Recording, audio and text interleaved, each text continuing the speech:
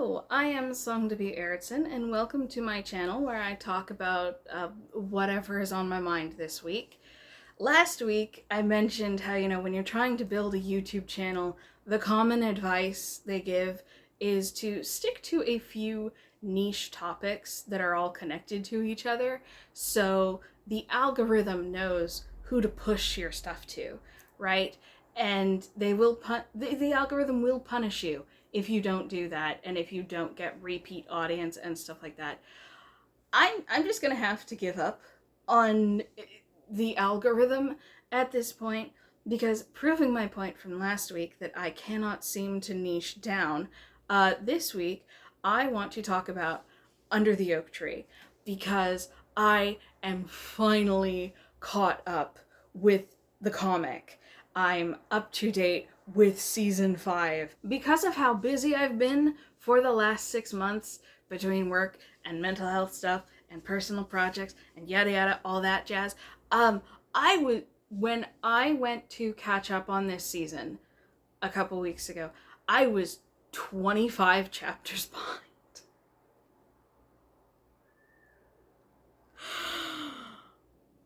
And let me just say, reading those 25 chapters all in one go was an emotional roller coaster of the best kind. It was, I'm almost glad I was so behind, because I got to go through all the highs and lows of that and okay. We'll get to it in a second. I don't think this video is going to be very long. This is mostly just going to be me gushing. To start off with, there are going to be spoilers in this video. I'm just going to talk about season 5 so far, and like I said, the emotional roller coaster of it, and all my feelings that I have had reading the last 27 chapters now. Okay, before I get to the spoilers, for anyone who doesn't know, I'll just say, so Under the Oak Tree is a fantasy romance series by Suji Kim that started as a series of Korean web novels, and the novels are currently being translated into English and distributed by Manta, who is also distributing the webcomic, which is ongoing both in Korea and here, I believe. Manta is international, so I believe we get live updates between Korea and the U.S. North America. I assume. I don't know a lot of the details here, but the story is a fantasy romance. The main character is a young woman named Maximilian. I believe her maiden name is Croiso or Croso, something like that. Sorry, I'm not really good at fantasy names, which is really embarrassing considering I'm a fantasy romance writer myself. More on that another time. But at the beginning of the story, her abusive father forces her into an arranged marriage with the knight Riften. And as such, she becomes the Duchess of Calypso? No, she becomes Maximilian Calypso, the Duchess of Anatole, I believe is what her husband's duchy is called. Now, if you haven't read this series and you are interested in it, please be aware that how do I put this delicately? The marriage is consummated very quickly, and I know some people have found it extremely uncomfortable, the way that it is depicted in both the comic and the novels. If you read manhwa and manga, honestly, compared to some others, it doesn't feel that extreme, which is a weird thing to be saying, but I do kind of have different standards for like what I consider edgy in manhwa versus what I consider edgy in a Western romance, if that makes sense. Even so, as I say that, it is still uncomfortable to read because Maximilian does not know what's happening. She does not have the ability to consent, and unfortunately, Riften does not know how to communicate which is a running theme in the story, and we'll get to that later. So there is, when the first novel came out, I saw people, particularly on like book threads at the time, who were saying there should have been a trigger warning for marital rape. There is a general disclaimer at the beginning of the books saying, hey, this does have serious themes, there is some dark content, and to be careful, but it doesn't go into detail as to what there is. It's one of those things where like your mileage is going to vary. Again, I admit when I was reading the first book and reading the comic initially, it did make me a little uncomfortable, but I was able to move past it and get to the part of the story that is actually a really nice romance. So she's forced into this arranged marriage. Her husband has to leave very quickly on a 3-year campaign in which she is still forced to live in her abusive father's house. And then her husband comes back and he's really upset. Like, why were you not living in my house? Why were you still with your father? Is my house not good enough? Riften, your insecurity is showing. We'll talk about that later. And so he drags her to his home, and now Riften, while he has achieved a noble rank, he was not born noble, and he is a warrior, so his manners are fairly coarse, and he's not the most refined.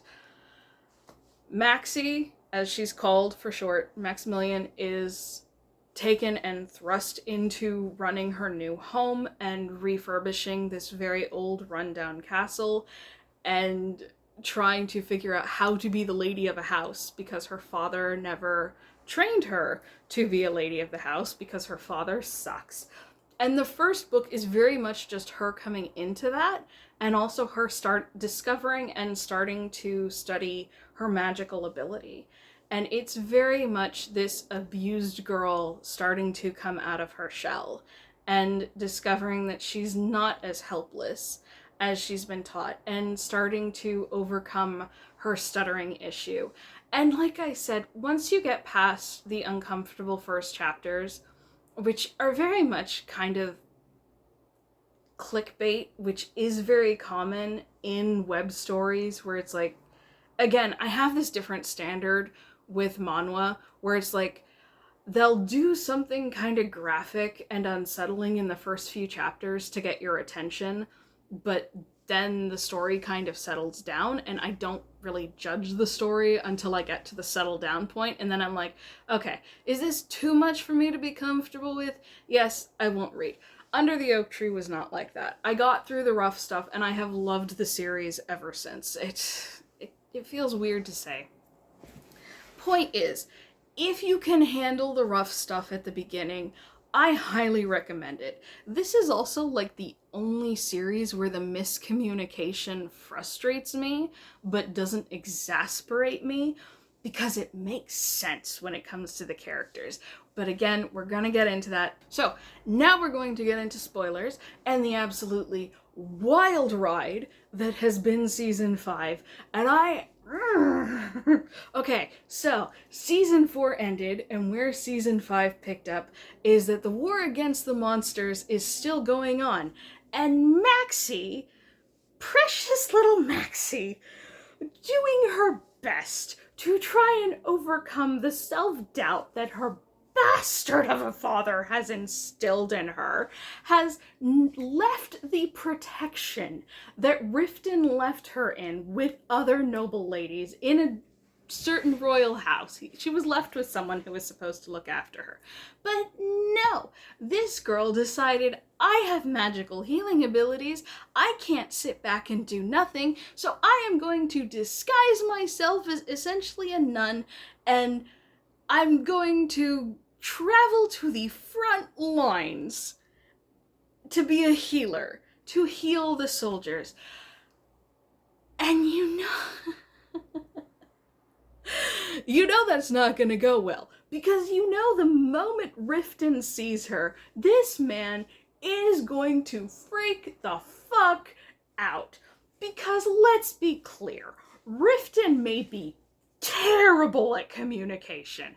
The man cannot express himself to save his life. I don't know if this sword hair stick, here's the thing. This sword is perfect for talking about this series because it honestly even kind of looks like Riften's sword, but I can hear it clicking, and I already know the microphone is gonna pick that up, but I don't want to take it out because it is so perfect. Anyway, Riften cannot communicate to save his life. This man does not know how to express his feelings or his thoughts, and it is so bad that I feel bad for him. And that is why the miscommunication in this story doesn't bother me too much, because it's very much instilled as an established character flaw. This is not two people who are just being stupid for the sake of moving the plot along, and like, if you just said something, all these problems would be resolved. No, Riften has this, what, I had the perfect phrase earlier, and oh gosh, what did I say? His, inferiority complex. Let's say that. It's like Riften has this inferiority complex where he is a lowborn knight who has managed to work his way up the ranks to now be, I don't think he's a duke. He's something. But, he's worked his way up. He has his own lands. He is establishing those lands. He's married the daughter of a duke who he loves and who he has yearned for years. But he doesn't know how to express that. And he's constantly afraid that what he can give Maxie isn't enough. And meanwhile, Maximilian's bastard of a father, did I mention her father is awful. Her father has instilled in her that she is a failure and she is imperfect and she is the shame of the family. And my God, someone kill this one. We'll get to that. So, Maxie comes to the front lines to work as a healer, and then season 4 ended, if I remember correctly, right as Riften sees her again. And you just know he's gonna freak out. And then we had months of hiatus where I'm sitting there waiting and fiending and going, I need the update. I need to know what happens when they meet again. And sure enough, Riften freaks the fuck out, just like I knew he would. Just, what are you doing here? Why are you not where I left you? Why are you not safe? Because Riften still has not processed the fact that he has married a woman who cannot sit still. And because of her own self-doubt and because of her father's abuse and what he instilled in her, she constantly feels the need to prove herself. And so she's always like, I need to do more. I need to earn my keep, essentially. And she's convinced that no one can care about her. So it's like she has to be useful, which is why she's on the front lines of a war against monsters to heal people. And like, Riften can't really do anything about it. He freaks out, but at the same time, at this point, Maxie is friends with Princess Agatha and Agnes. Sorry. She's friends with Princess Agnes, who's like, dude, we need all the healers we can get at this point. I'm not gonna send her home. If she's here and she wants to be, we need her help. And then I remember the point I had actually left off on, where I got too busy to keep up, was she was walking through the camp and some idiot, oh God, I hate this guy. I don't remember his name. He's not worth remembering his name, except that he's evil. He started hitting on her in the camp, and he wouldn't stop. And especially once he found out she was Riften's wife, he started insulting Riften. Because again, Riften is lowborn. Riften is commonborn, and everyone knows it, but he's also like the best warrior who is heralded as like the reincarnation of this one legendary hero. and he has the king's favor, and the king tried to get him to divorce Maxie to marry Agnes and all this other stuff. So it's like he has favor, and the other people who want that favor hate him, including this one guy who, like I said, once he finds out Maxie is Riften's wife, starts insulting Riften. Which is when Riften shows up, and I cannot believe that this is where I left off, like, right as Riften was knocking this guy's teeth out, and I'm sitting there going, he deserved it. Like, I on one hand, I understand why Agnes was furious, and like, Riften, you can't be doing this on the front lines when the monsters are practically at our door. Behave. I get it. But at the same time, son of a bitch deserved it. Like, you should have let him hit him a few more times. He deserved to be punished. If nothing else, you should have let Riften kill the bastard.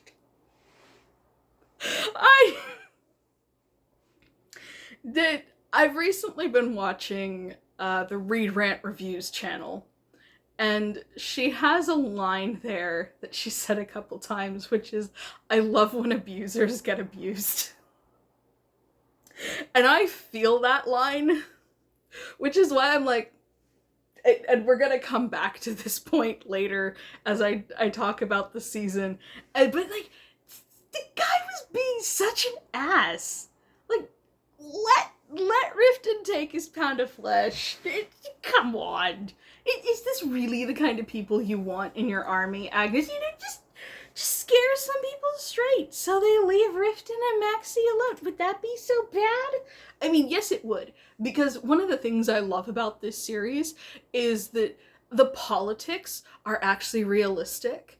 Like, one of the things that frustrates me so much with some manhwa that I try to read, and even some fantasy books, is that they will try to do political intrigue, but they clearly do not know how political intrigue actually works.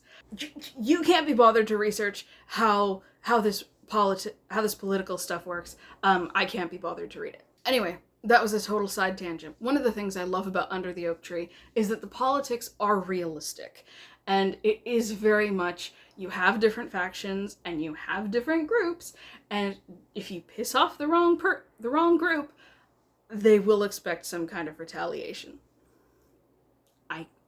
I appreciate that, and I respect how well it's done in the story. Okay, so where were we?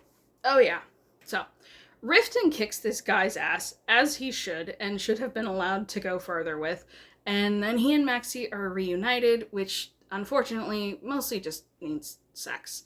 Which, like, I say unfortunately, I don't hate it, but it's like, Riften can't talk, and like the only way he seems to know how to express his affection for Maxie is 1, giving her gifts, and 2, lovemaking.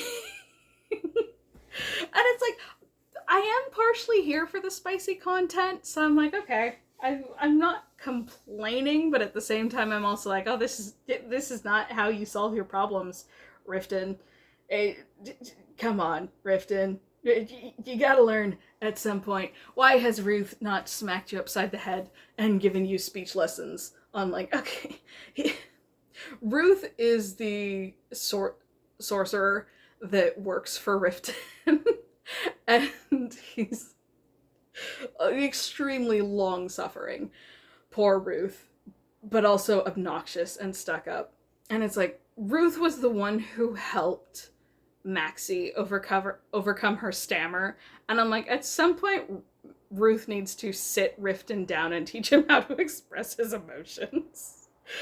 I'm just saying, it's a possibility. So then the war goes on, and the war gets very bad, and Riften has to go back to the front lines, and Maxie is left healing, and then monsters attack the fortress where they are, and it turns out that the monstrous undead were buried in the fortress. So they break through, and they are able to break through the barrier, and a couple of Riften's knights, who are specifically Maxie's bodyguards, have been ordered to run away with her. And they told her they were going a specific place, but she realizes they were running away. And she's like, how can I leave? And again, part of this is Maxie's instilled shame. I can't think of a better phrase for it right now. But part of it is just her feeling like she has to earn everything she has. And she's like, I can't leave. So instead, what this silly, silly girl does is she almost depletes her entire supply of magic and her entire life supply to drop a mountain on the army of monsters. Girl is a war hero. We find out later it did cause a miscarriage, which, like, I didn't really see coming, but I also wasn't surprised when they said it. Point is, girl is a war hero, and I feel like that kind of, it was made clear, but certain characters did not acknowledge it the way they should, and Riften is feeling awful, because it's like, yes, his wife is a war hero, but that's not what he wanted for Maxie. He wants her to be happy and comfortable in his castle and wrapped in silk. We'll get to this, because he's trying to take care of her, and this girl won't stop getting into trouble and trying to be not a nobleman's wife, but like to travel with the knights and go places and do things. And it's not even that she's one of those characters who's like, oh, I want to go on an adventure and I want to do this. It really is her just going, well, I have this magic and I can heal, so you should take me with you to the fighting so I can use my healing, because she thinks that's the only thing she's good for. This poor girl. Oh my god, I just want to give her a hug. And we'll get to her father in a second. So Maxie just about ends the war. It's like the deciding battle, and she completely turns the tides. However, because she almost killed herself using all her life force, she is unconscious for days and eventually has to be taken to the capital for more skilled healers to try and help her recover. And she's staying with Princess Agnes, so you'd think she's safe because Agnes is a friend of Riften's and also a friend of Maxie's. She adores Maxie. So it's like, okay, everything should be okay. Maxie meets the king, who is one of those characters who, like I said, should probably more acknowledge that this woman is a war hero who has completely turned the tide of the war and pretty much won it for them in one decided push. No, instead he gives her a hard time and I didn't like the king. I know we're probably going to see him more as the story goes on. Not a fan of the king so far. And nothing that has been said since has really changed my mind.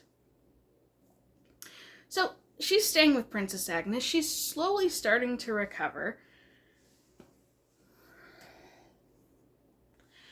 And then her father shows up.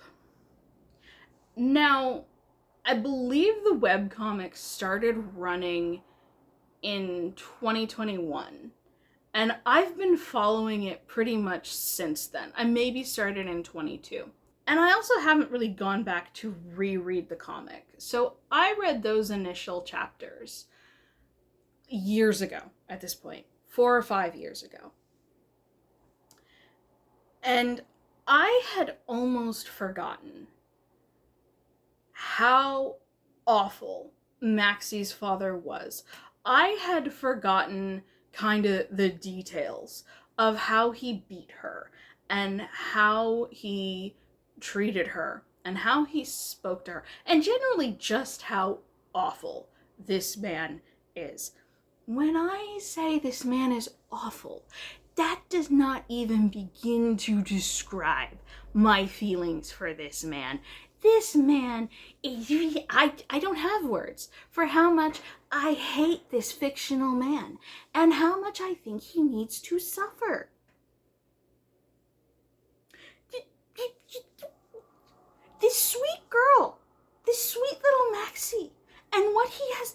her. And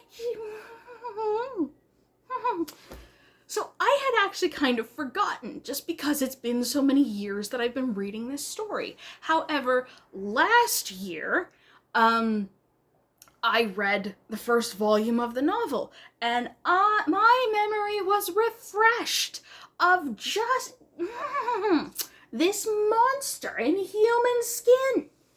Like, forget the trolls and the goblins and the banshees we see in this story. This man is the real monster. Like, Witcher style. Like, the monsters are animalistic. They're intelligent enough to bury their dead, whatever. But, like, monster in human skin. Fuck this guy. I hate this guy so much. And because I read the first book last year, I was reminded of just how much of a monster this guy is. So when he showed up again in the comic, I remembered, and I was prepared, and all this hate came surging back up because this abusive asshole who deserves to suffer, and he comes in and he's like, I'm taking my daughter back. And her father is the one who reveals that she had a miscarriage because of how much life force she used dropping that mountain to turn the tide of the war. She miscarried her child that she didn't even know she was pregnant with. And just immediately, like, he comes into the princess's house and is like, I want to speak to my daughter alone. And I'm like, don't leave her. Maxie, don't let the knights leave. Letting Agnes leave, that's one thing. You shouldn't have done that. But, like, don't make your knights leave. Keep the knights with you. But no, she sends them away because she can't say no to her father because he is her abuser and he has raised her to obey him and he is the ultimate authority. And it makes perfect sense. I understand how abuse dynamics like that work, and it's very well written. I hate it, but it's so well written. So when he says, I'm trying to marry your sister into the royal family, and now you've miscarried a child, which is going to imply to the royal family that what if your sister can't have a child? What if she's infertile too? And now, why would Riften want you? And he's going to divorce you for miscarrying his child, and I can't have that shame. I'm taking you home.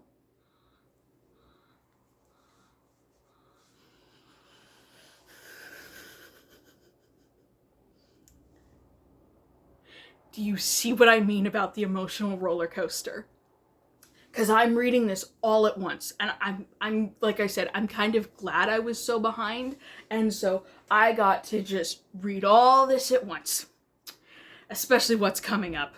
I don't know if I could have handled that week to week. I definitely could have. So he takes her back home. He forces Riften's knights to leave, which I can't. That is like the one thing I have a slightly hard time believing in the story, is it's not just that Riften's knights are loyal to him, it's Riften's knights genuinely love Maxie. And they are genuinely protective of her as more than just on Riften's orders. She is their lady, and they respect her as that because she's earned her respect both by healing them and also making sure that they have the supplies they need through the winter and just looking after them. And she cares. She genuinely cares because she wants to prove herself as the lady of the house, and she doesn't realize that she has more than proven herself already, and the knights adore her and they love her. And so that's where I'm like, the one thing I have a slightly hard time believing is that the knights actually left. I have a hard time, like, I get that her father ordered them to leave, but I still feel like they would have been like, no, we have our orders. We're gonna stay and look after our lady. That's fine. We'll take care of ourselves, but we're not going anywhere. But at the same time, Maxie probably told them to leave, which again, it's like, I know they love and are devoted to her, but like Riften did order them to look after her. So it's like, I feel like Riften's orders in that situation should have kind of, oh God, what's the word? Superseded? Ultimately, I feel like Riften's orders should have like taken precedence and been like, yeah, we know you're telling us to leave, but Riften told us to stay, and Riften is our commander, so we're not leaving you. But at the same time, the story would not have happened the way it did. I was still so mad when Maxie agreed to go back to the to her father's house. I was, oh, just, it's one of those things where it's like, I understood why she did it. I understood why she felt she couldn't say no, especially since he hit that pain point for her of like, why do you think he would still want you now that you've lost a child? And she has so much self-loathing that she believes it, and she still can't accept that Riften loves her. And so she believes what her father says, and she goes back, and the abuse starts back up immediately. Just as soon as the door closes and her knights leave, just the shaming and the cruelty and the physical abuse as well. And it's so heartbreaking. And then she's locked away, and she's told, you're staying out of sight because I can't have you shaming the family, and I won't even let Riften get to you until after your sister's marriage, because I can't have you shaming us with a divorce. And you know it's more than that, because it's like, like the worst part about her father is he is so close-minded. I don't think it ever even crosses his mind that like Riften might not care. He's just so hung up on this, because that's what he would do.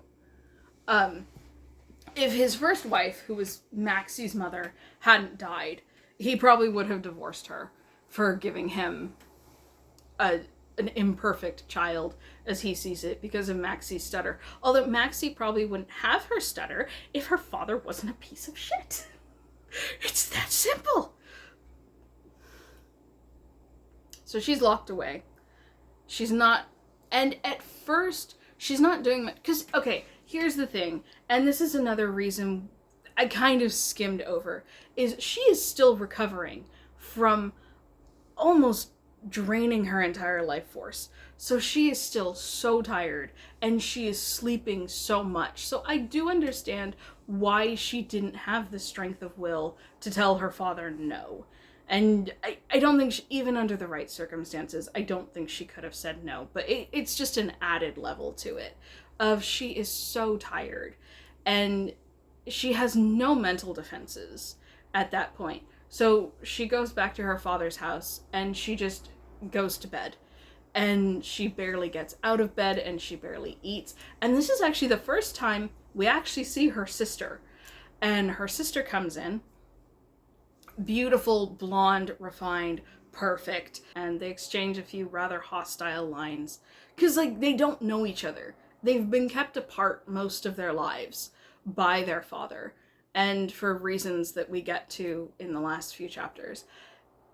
And Rosetta, the sister, at one point says, I hoped you would never come back here. And Maxie sees it as a dismissal. However, I picked up pretty quickly that, like, oh no, it's she, and we'll get to why Rosetta is the way she is a little later. But I was like, oh, this is her way of saying she wanted Maxie to escape the family. It's not, I hoped you would never come back here because I never wanted to see you again. It's, I hoped you would never come back here because I didn't want to see you in this position again. But Rosetta is a bit of an ice queen. Again, we'll get to that in a little bit. So Maxie is staying in bed. And at this point, it has gone from recovering her life force to just losing the will to live. And believing when her father says that Riften will want nothing to do with her, and just hurt by the loss of a child she didn't even know she was pregnant with. Because she's also been taught that, like, the only thing a woman is good for is birthing an heir. I hate her father so much. I hate his guts. I hate him so much.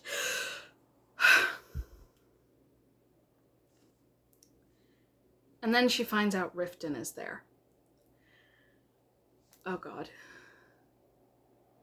She finds out Riften is there to see her, and her father won't let him in. She manages to escape the area of the house she's been locked in, to get up on the wall to catch a glimpse of him, thinking, if I can just see him one more time, I'll be okay. And she does see him. And then she is grabbed by the guards, and her father's guards, of course, who drag her into the room, which is the abuse room, of course, where her father beats her, and where he has been beating her for years.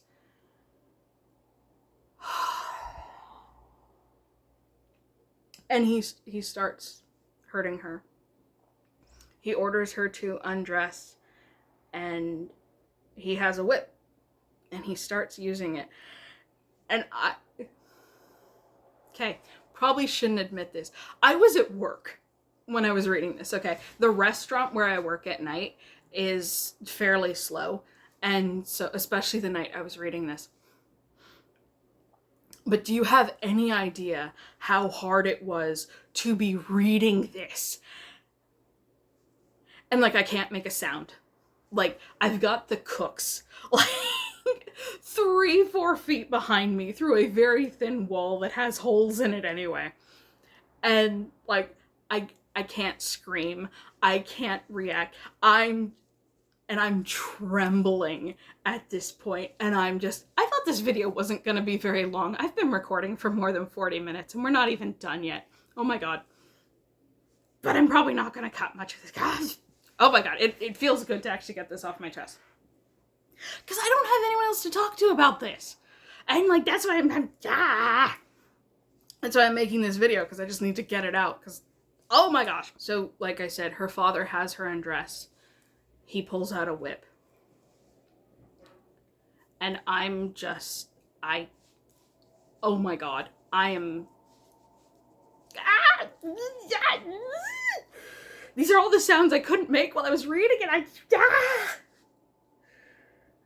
And I'm just like, I need something good to happen. I need, he does strike her with the whip multiple times.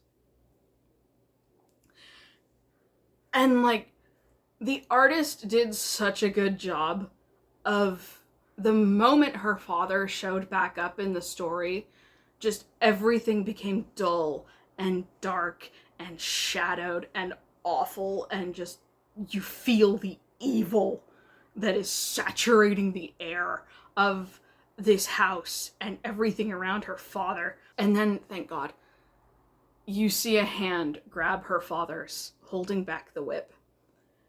And the dialogue bubble, what the devil are you doing?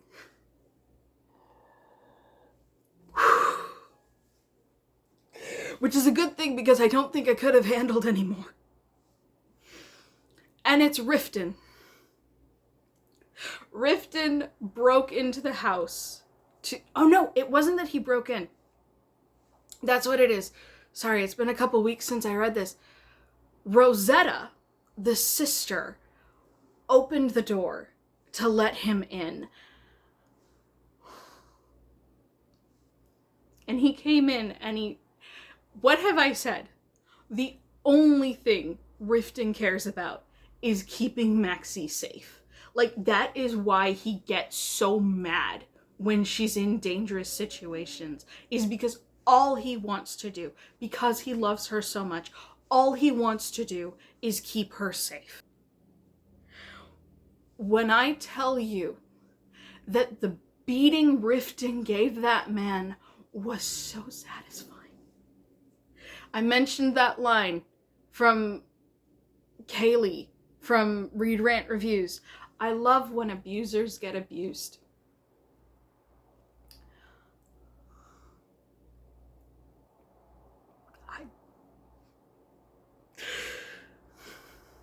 My only complaint about that scene is that someone stopped him. And I know why, because it comes back to the political intrigue in this series being written well. Because I believe it's one of his knights who stops him and is like, Riften, if you kill him, we're not getting out of here. This won't end. So Riften wraps Maxie in his cloak. I'm a sucker for that. Riften wraps Maxie in his cloak and carries him out. And she is delirious at this point. Like, she is so weak and just so overwhelmed and in so much pain. She can't see or think straight, and she's barely aware of what's happening. And they leave, and Rosetta looks at her father, broken on the floor. And one of her father's knights is like, he's still alive, but we need to get him a healer. She's like, huh. Okay. He survives. Spoiler, spoiler, spoiler. He survives. But Riften takes Maxie home. Back to his land.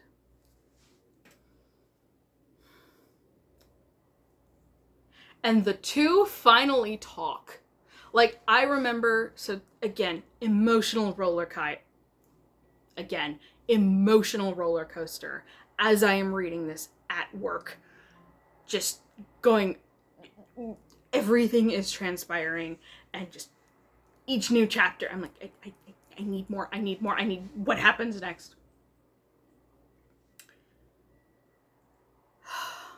And we get to a scene where I'm like, I need you guys to talk. I don't need you to solve everything right now, but I need you both to actually say something.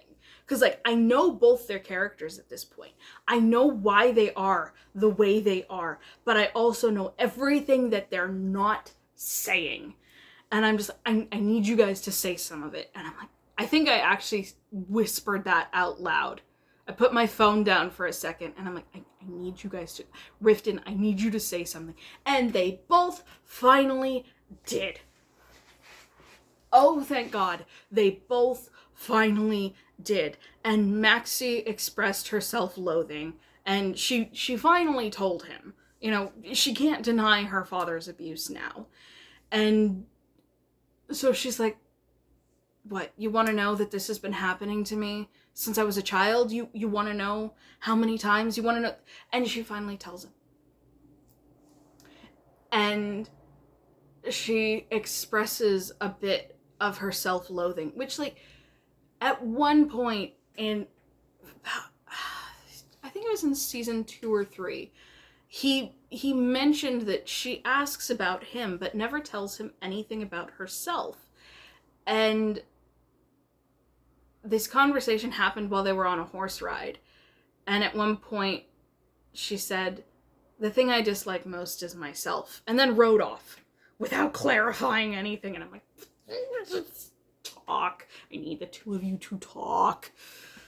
So finally, season 5, she finally expresses some of it and admits that she's never felt good enough. She doesn't feel good enough for him.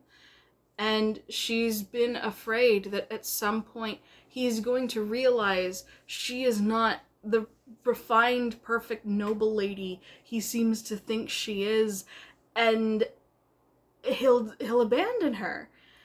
And he's like, Maxie, all I've ever wanted is to wrap you in silks and have you eat the finest foods and live the finest life. Because even before they were married, he, back when he was just a knight, before he earned the right to marry the Duke of Croesus's daughter, he would attend banquets at the house, and he would see her, and he would watch to see what she ate, wanting to know what her favorite foods were, and wishing she would look at him, and just wanting to spoil her and take care of her, which, like, you may not know how to communicate your emotions, but, like, darn it, that's a green flag in my book.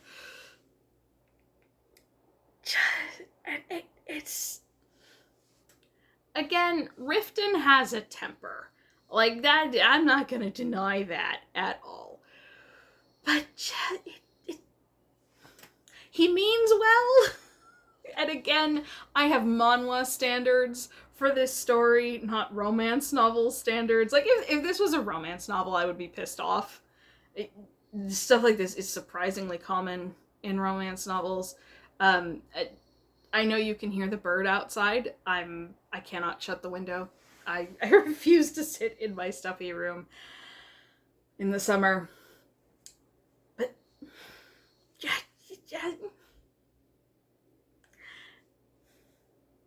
It was so satisfying. And again, this was like 4 or 5 years coming for me, waiting for them to finally communicate. And again, they didn't solve everything. But it's like, okay, you've had a conversation, we've at least cleared some of the pain out, maybe we can actually move forward now.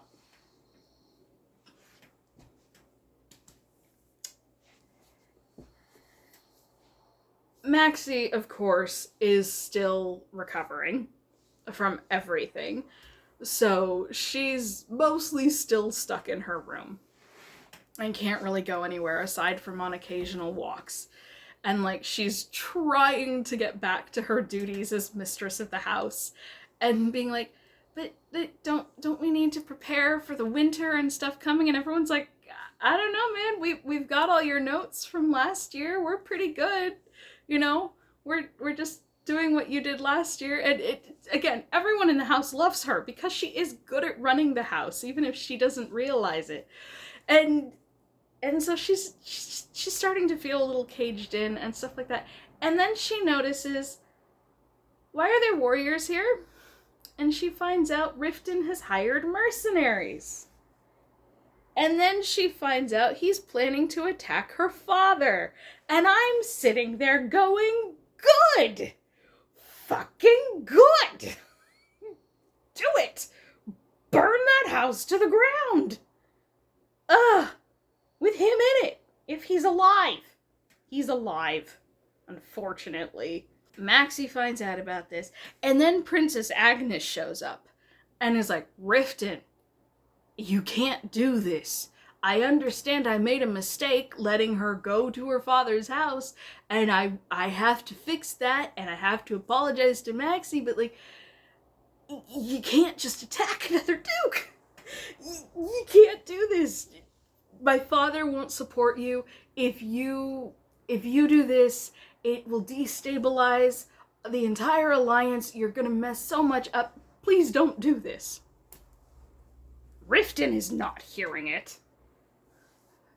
I'm on Riften's side in this, and it's like, I have said, and I say again, I love how well done the political intrigue is in this series, which is why I love the fact that the princess is like, hey, if you defeat and thus weaken this territory, this other one is gonna come in and take advantage of it, and that will destabilize our entire alliance. And I'm like, yes, good writing. At the same time, fuck it, Riften, go burn it all to the ground.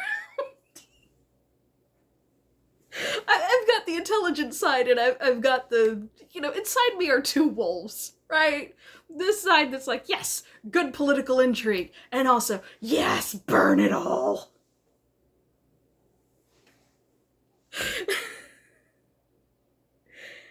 And Maxie is standing outside as this conversation is happening, and she's like, do I interfere? And she starts to open the door, but someone comes up beside her, and it's a woman wearing a veil who pushes the door open, steps in, takes off the veil, making a rather impressive dramatic entrance. I will give her that much. And it's Rosetta, Maxie's sister. And she's like, hey, my father is still alive. And I don't remember the specifics of this conversation. I was too busy going, darn it, why is he still alive? And why is she making good points? And yada yada. Riften agrees not to attack.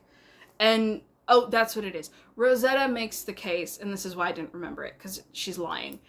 She makes the case that's like, my father doesn't want, my father won't attack. See, okay, that's what it was. Sorry. So because, Riften came in and attacked the Duke in his home, completely justified, I would like to point out, completely justified and totally deserved, but because he attacked the Duke in his home, and broke in and brought in his own knights, they were like, okay, the Duke is probably getting ready to attack us for that insult.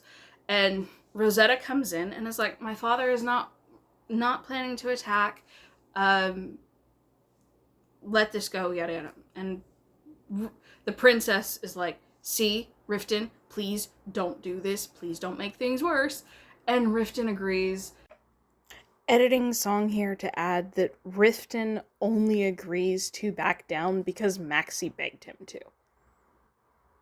That was the only reason.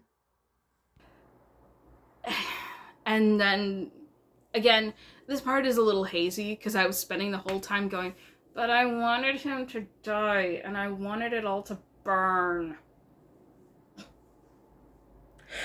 I think I'm revealing a little more about my psyche than I probably should in this video.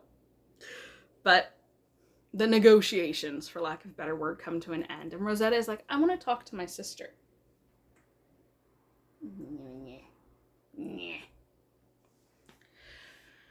So Rosetta and Maxie go outside. And they start talking.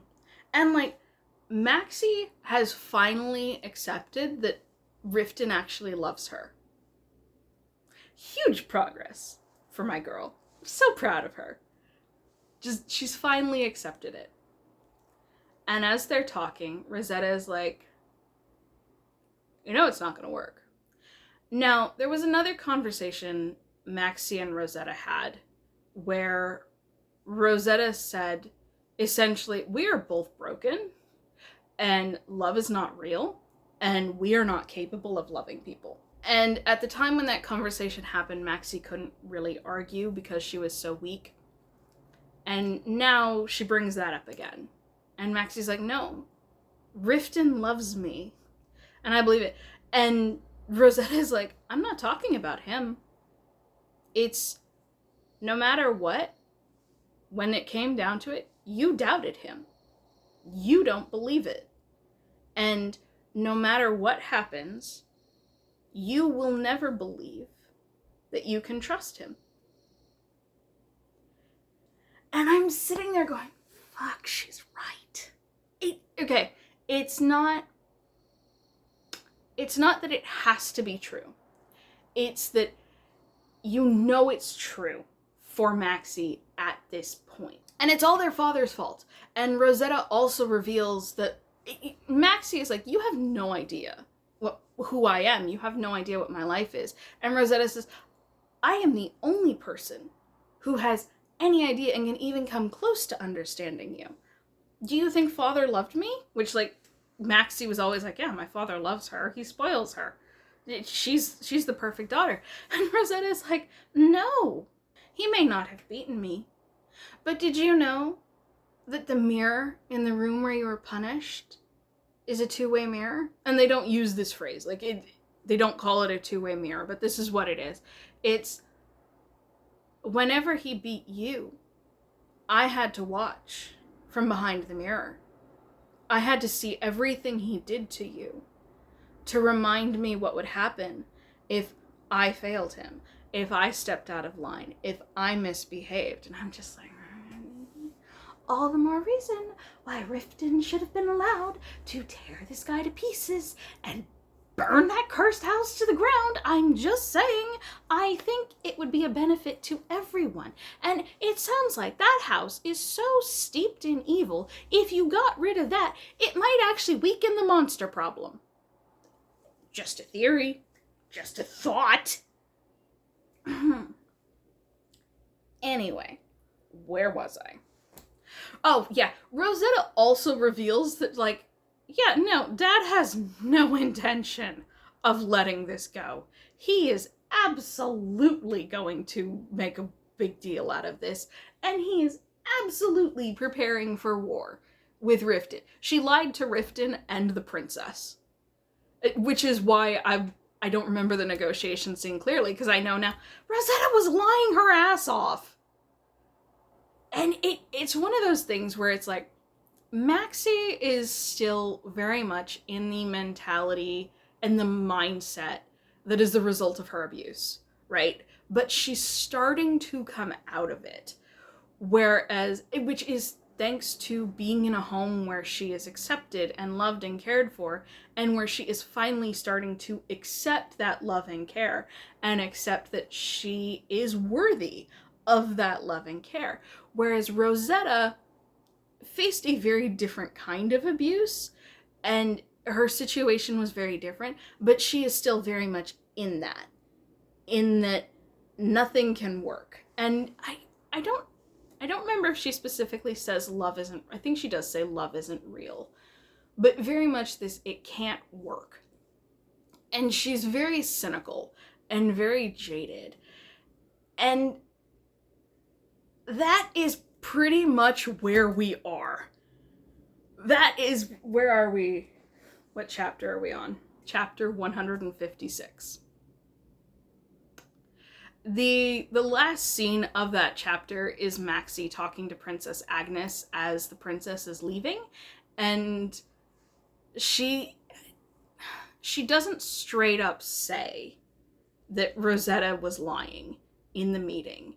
She does, what she says is just, hey, if anything, you know, if my father does do anything, please step in as earnestly as you did today. And Agnes is like, yeah, sure, of course. And they exchange a few other words, and then the princess leaves. And yeah, that is where we are with chapter 156. And I was actually kind of expecting, because I'm recording this on Sunday, so we just got the new update yesterday for me, because I'm a subscriber. But so we just got that update, and I was actually expecting it to be the end of the season, because this season has already gone on a little longer than the seasons usually do. And I was like, okay, well, if I'm making this video this week, this will probably be the season finale. No, watch, next week, the next update is gonna be the season finale, and I'm gonna be kicking myself, even though I already know what next week's video is gonna be. But yeah, that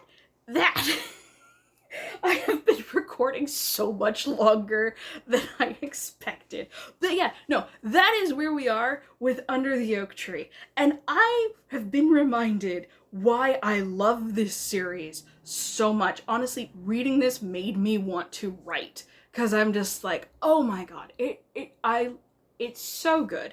I love this series so much. And like I said, I have no one to talk about it to, and no one to express all these thoughts to. And I'm just, I need to get this out, because, and again, this was like a week or two ago that I actually did the whole binge read, and I was like, oh, I should do a bonus video or something, and time kept going on, and then I'm like, no, what, I'm just gonna make it the main weekly video, because I didn't have anything else for this week. And I'm like, oh, well, it'll probably be short, and I don't know if I'll be able to, you know, I didn't expect all the emotions to come back the way they did, but here we are. I hope you have enjoyed my very emotional recap of Under the Oak Tree Season 5. Oh my god,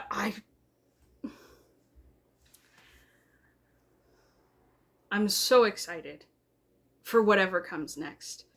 And like, yes, I know all 13 volumes are available on the Manta app, and I could read them there and find out what happens in the rest of the series and get ahead of the comic. But like, I don't really enjoy reading on my phone like that. Comics are one thing, but 13 novels on my phone, oh, oy vey.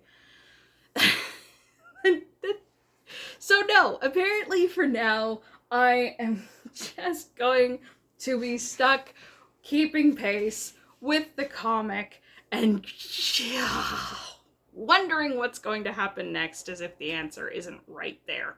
Oh, but. Okay, so earlier in season 1, I believe, in the courtyard of Riften's castle, Riften and Maxie's castle, there is an oak tree that I don't remember what the legend around it is. Honestly, I should probably reread the comic series. But there is a legend around it that it is sacred. And I think it was like there was someone who turned into the tree, or something like that. Anyway, tree is sacred. It has not bloomed in years, but the people refuse to cut it down because it is sacred to them. And Maxie, as she was starting to learn her magic, was like, well, maybe there's a way to help it bloom again? And Ruth, who, like I said, is Riften's sorcerer, who is, also her magic teacher, is like, we can try. I don't know if it'll do any good, but you have to learn how to wield your mana anyway, so let's give it a shot. So she poured magic into it. Back again in, like, I think it was season 1, because it was also in book 1. I don't know why I'm pointing there when I have book 2, and you can't even see it anyway. I don't have a physical copy of book 1. I need to get one. But,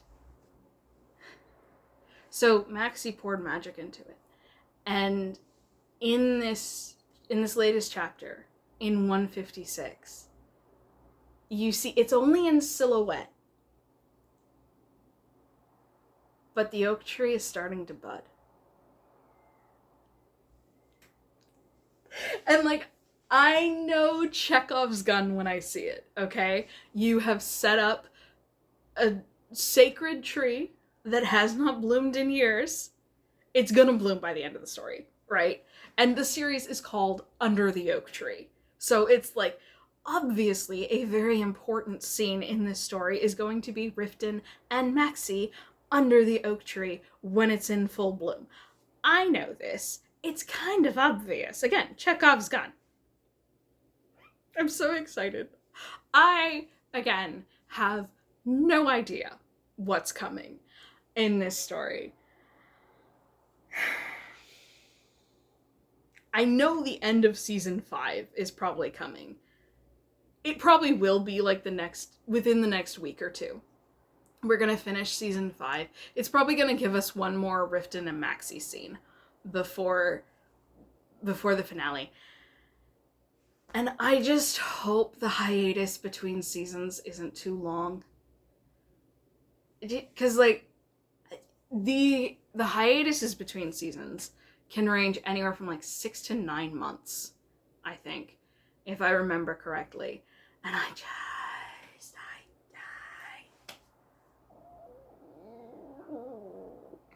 torture. Absolute torture. Okay. And yes, I know I have other stuff to read in the meantime, but I want to know what happens with this.